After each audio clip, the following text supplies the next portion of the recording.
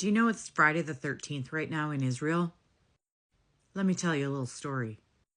In many of the ancient religions, including Wicca, which I'm a part of, women were seen as the divine. They were the bringers of life. They were the holders of life.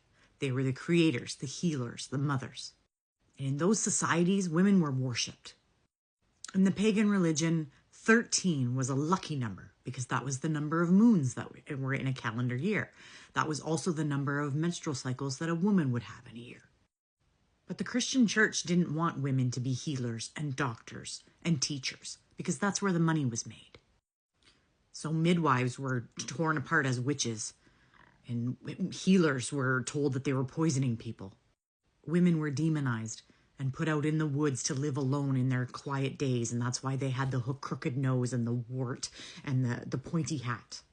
When the pretty young girls denied the advances of the soldiers, they were accused of witchcraft and burned at the stake.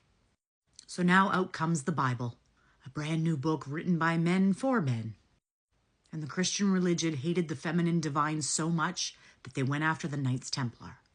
Because anyone who studied the Knights Templar also worships the feminine divine.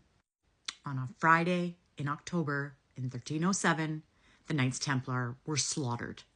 Slaughtered. The Bible tells us that the reason why 13 is unlucky is because Jesus had 13 disciples.